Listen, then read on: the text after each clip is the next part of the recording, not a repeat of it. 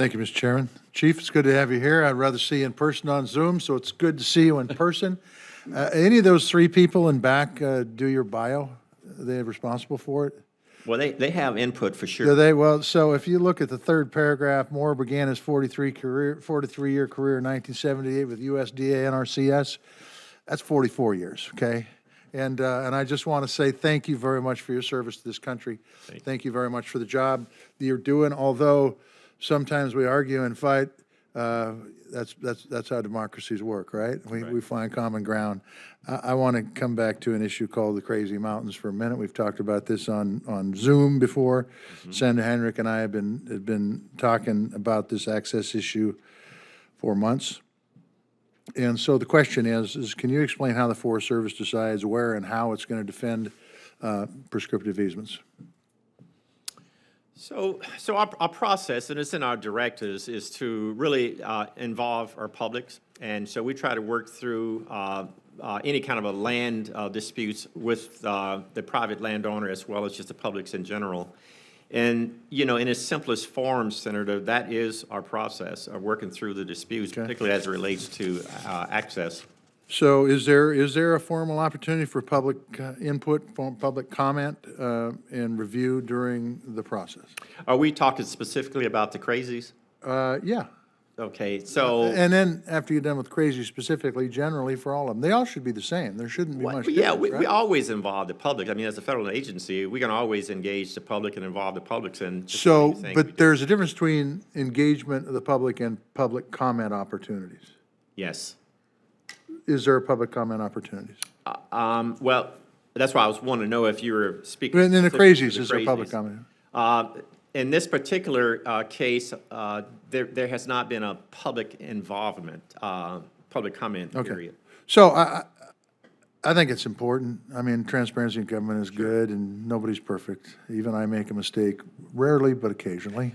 And I would tell you, you know hunting, you know habitat, you know the great outdoors. Yeah. The best habitat in the world is not worth much unless you're going to get access to it, really, if you're looking at it from a hunting side of things. So if there hasn't been public comment, what recourse do forest users have if a trail that they've used for decades is closed? Well, you know, here again, that's part of that public process. If our public is concerned about a trail that's closed, you know, they would talk to. Oh, they've been chirping. In fact, they even went to the courts. I mean, and I'm not advocating for any of that, but they've been talking. Yeah.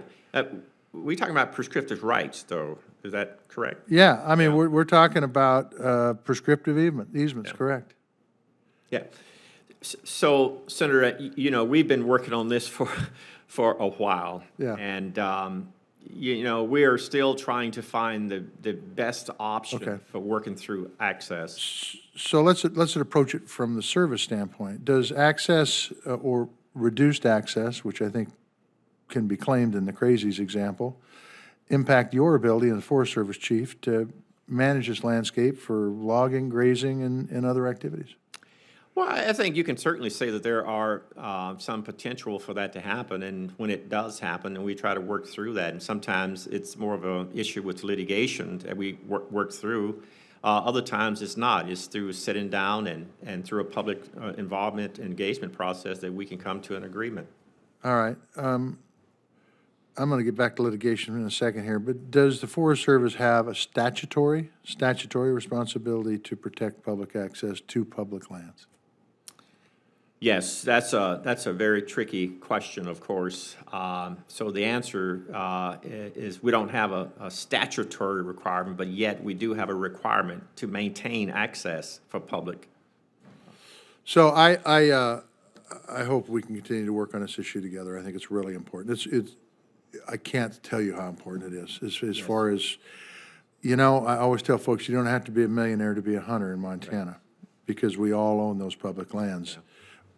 But if you don't have access to them and it's sealed off because of whatever reason it might be, I won't throw anybody under the bus, then the public really doesn't own those lands anymore.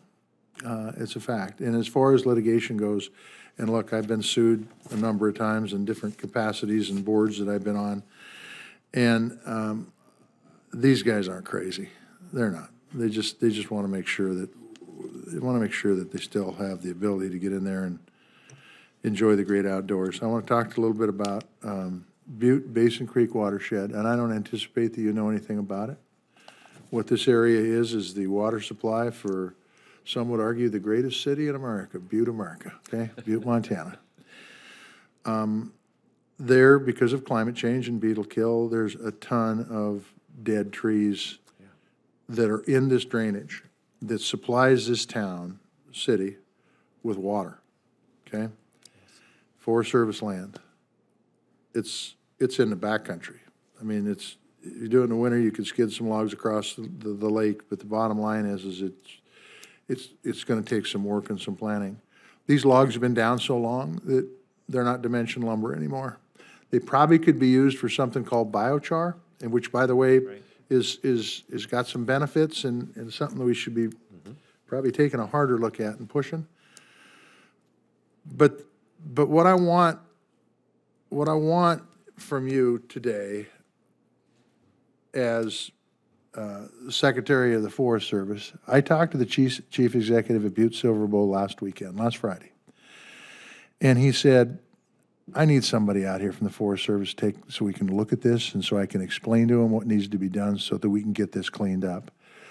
This is one of those deals, Chief, that if we don't get, and this ain't gonna put logs on trucks, so nobody's gonna get a promotion for doing a bunch of logging. This is gonna be cleaning up a watershed that's really, really important for this region. And if I could get somebody that's of consequence, somebody that you trust could actually make a difference, I'd be very grateful for that. Okay. And so that would be something that would be good. It's very parochial, but I wouldn't be here talking to you about it in Washington, D.C., in front of a committee that I could beat the hell out of you on a budget if it wasn't important, okay? Yeah, well, Senator Tessa, I'll tell you, I know a little bit about that project. In fact, it's one of the projects that we're going to be funding this year. And so you should be seeing some activity out there taking place this year on that particular project. Well, just so you know, and I know you know this, I had a debate in Butte in 2006, and this issue was brought up. This is 15 years old, and we need to really get on it. We do. Thank you. You bet.